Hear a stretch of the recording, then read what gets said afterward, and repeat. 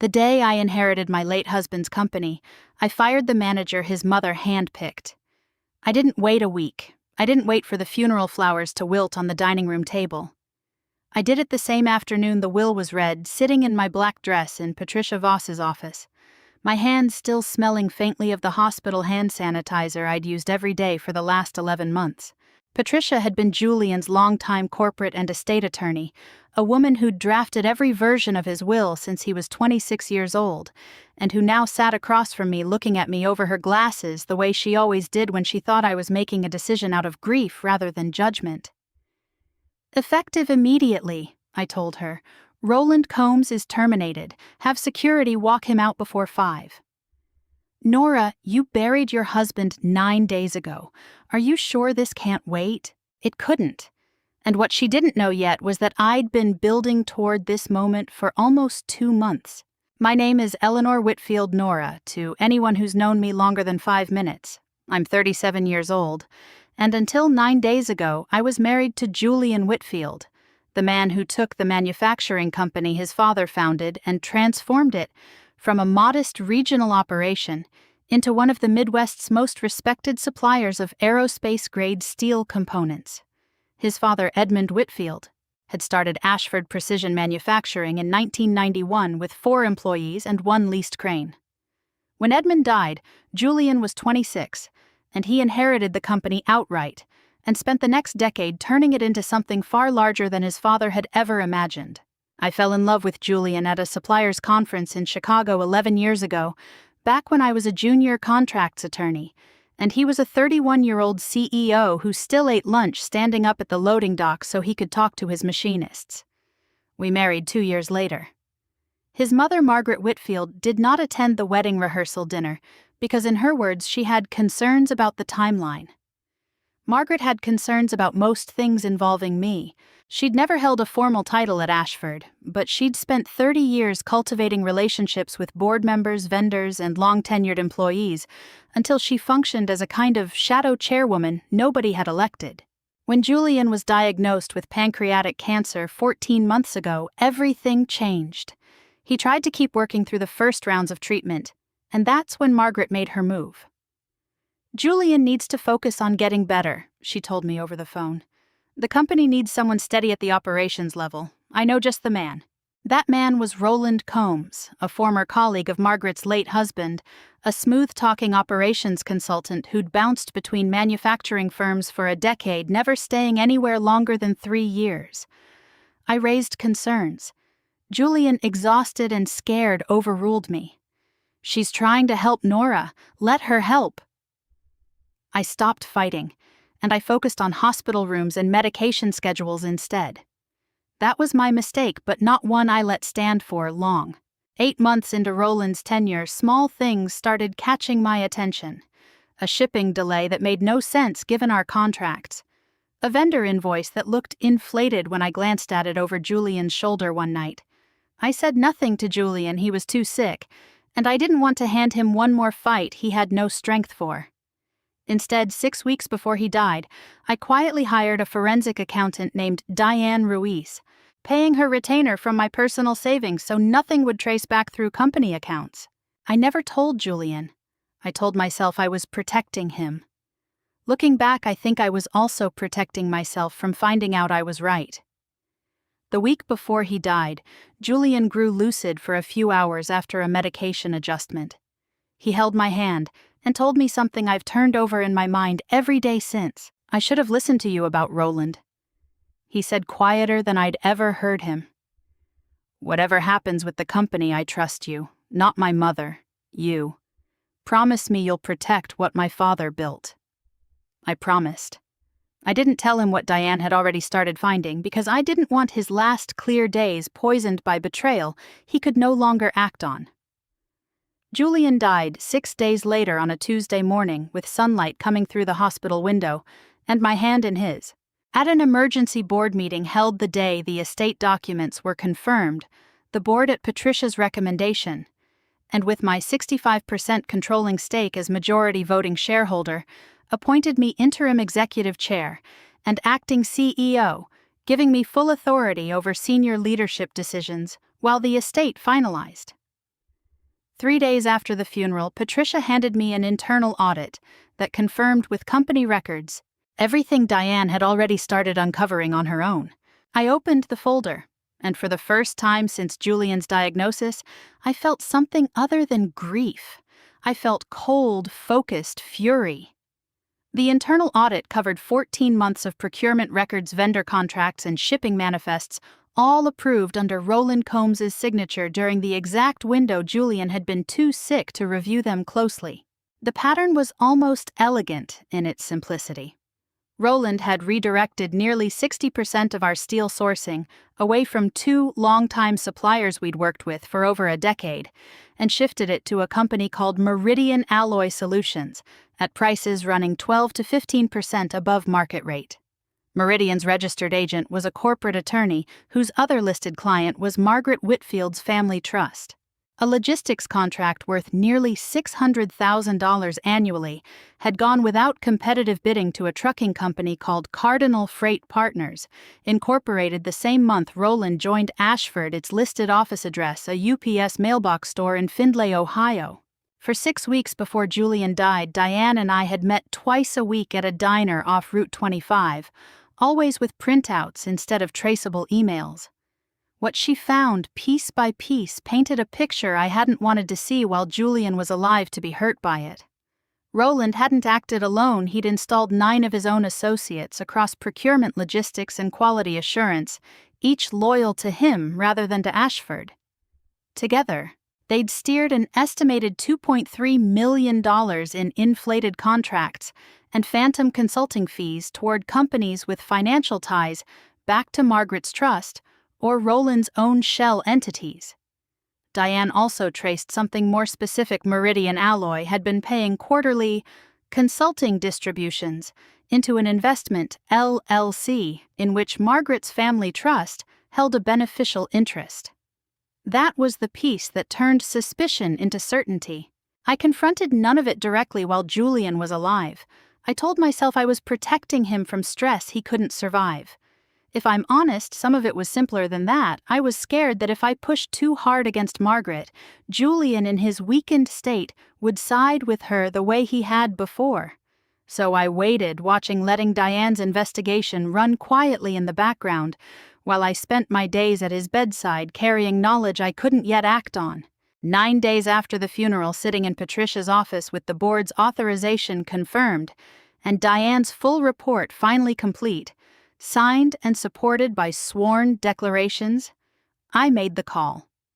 "Fire Roland Combs today," I told Patricia, "and send me the names of everyone else he brought in. All 9 of them. I want them gone by Friday." By that afternoon, security had escorted Roland out of the building, his badge deactivated before he'd finished packing his desk. I sat in my car in the Ashford parking lot afterward, watching employees glance nervously toward the executive offices, and I felt for the first time in over a year like I was finally protecting something, instead of just surviving it. I should have known Margaret wouldn't let it go quietly. She showed up at my house at 8:15 that evening while I was still in the black dress I'd worn to Patricia's office. I heard her Cadillac's engine in the driveway before I heard her at the door. Then came the pounding hard enough that my neighbor's dog started barking 2 houses down. When I opened the door, Margaret Whitfield was already mid-sentence, her face flushed red beneath makeup that had started to crack at the edges. "You have no right," she said, her voice shaking with a fury I'd never seen from her in 11 years of stiff holiday dinners. "Roland has given that company 14 months of his life while my son was dying, holding things together so Julian didn't have to worry. And the day after we bury him, you fire the man who kept Ashford running." I stood in the doorway and I felt something I hadn't expected. Calm. Not the brittle, forced calm I'd been performing for months. Actual calm, the kind that comes from finally knowing exactly what you're dealing with. "You need to lower your voice, Margaret," I said, "or you need to leave." "I will not lower my voice, not after what you just did to that man's career, walking him out like a criminal." "He is a criminal," I said. "So I think are you once you look at where some of that money went." That stopped her. For just a moment the fury flickered into something else. "I have a forensic report," I continued, my voice steady. 14 months of records. Roland redirected 60% of our steel sourcing to a company registered to your family trust's attorney. He handed a $600,000 freight contract to a company that operates out of a UPS mailbox, $2.3 million in inflated invoices and phantom fees, and Meridian Alloy has been paying quarterly distributions into an LLC your trust holds a stake in. So no, Margaret, I don't think poor man's career is the phrase you want right now. Her mouth opened and closed once before she recovered. You're twisting things. Roland modernized operations that had gone stagnant. Every consultant brings people he trusts. People he trusts don't need shell companies to bill us for freight. People he trusts don't get 15% markups on steel we could have sourced at market rate from vendors we've used for 11 years. I let that sit. You knew, didn't you, some of that money was routing back toward you. The silence lasted maybe 4 seconds. Margaret's face did something complicated, anger and calculation moving across it in quick succession, the way it must have for 30 years, whenever someone got too close to the machinery behind her influence. Then, just as she had every time I'd ever pushed back on her, she pivoted. Her voice softened, cracked at the edges. Julian would be devastated, she said quietly, watching you tear apart the people who loved him the week after his funeral. Is this how you want to honor his memory, Eleanor, with lawyers and accusations? Julian asked me 6 days before he died to protect what his father built, I said. He also told me he should have listened to me about Roland. That's exactly what I'm doing now. Her composure cracked fully. This isn't over. Roland has a lawyer. I have a lawyer.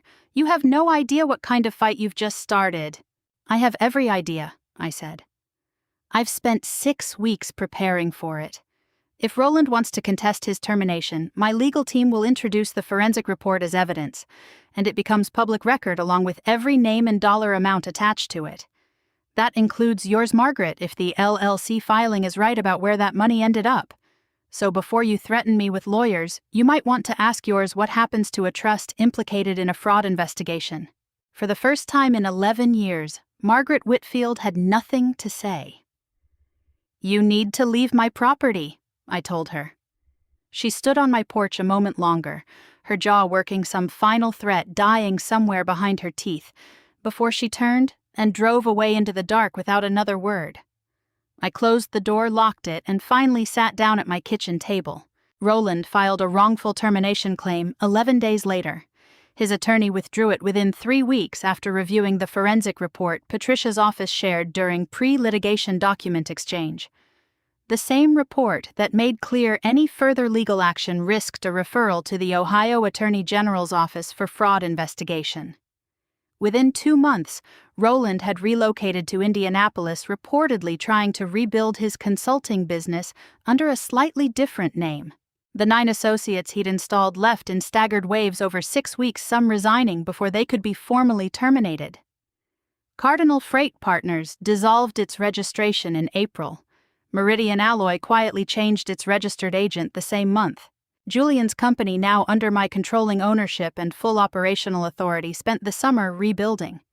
I brought in an operations director named Samuel Chen, a steady, unflashy man who'd spent 15 years managing procurement for a Cleveland manufacturing firm to oversee logistics while we vetted every remaining hire against Diane's findings. Within 2 months, our steel costs dropped back to market rate. Shipping delays I'd assumed were just an unfortunate byproduct of Julian's illness disappeared almost entirely once contracts went back to competitive bidding. I didn't pursue criminal charges against Margaret directly. The trust distributions suggested she'd benefited from the arrangement, but proving intent versus willful blindness would have taken years and dragged Julian's name and Ashford's 400 employees through headlines I wasn't willing to put them through. I told myself that watching her lose the influence she'd spent 3 decades cultivating was its own kind of consequence. Some days, I believed that completely. Other days, I think I simply didn't have the stomach left after 14 months of hospital rooms for one more fight. Margaret and I haven't spoken since that night on my porch. I heard through a mutual acquaintance from Julian's college years that she'd moved closer to her sister in Florida sometime in early fall. I don't know if that's true. I've stopped needing to know.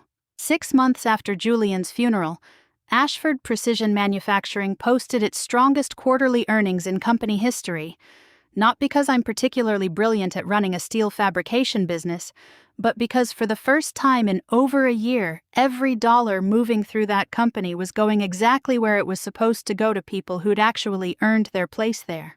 I was formally named permanent CEO that October, standing on the same loading dock floor where Julian used to eat lunch standing up so he could talk to his machinists, where Edmund had started the company in 1991 with 4 employees and 1 leased crane.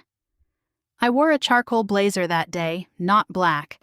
I'd decided somewhere around month 5 of the investigation that I was done wearing morning colors to work. Julian's old office still has his coffee mug on the shelf, the one that says "World's Okayest Boss," that one of the machinists gave him as a joke 8 years ago. I haven't moved it. I don't think I ever will. I still wear my wedding ring, not because I'm pretending Julian is still here, but because it reminds me every day of the promise I made him 6 days before he died. The promise that finally gave me the courage to stop being careful, stop protecting people who never deserved it, and instead protect the one thing he actually asked me to. I kept my promise. It cost me a mother-in-law I never really had to begin with, and a fight I never wanted.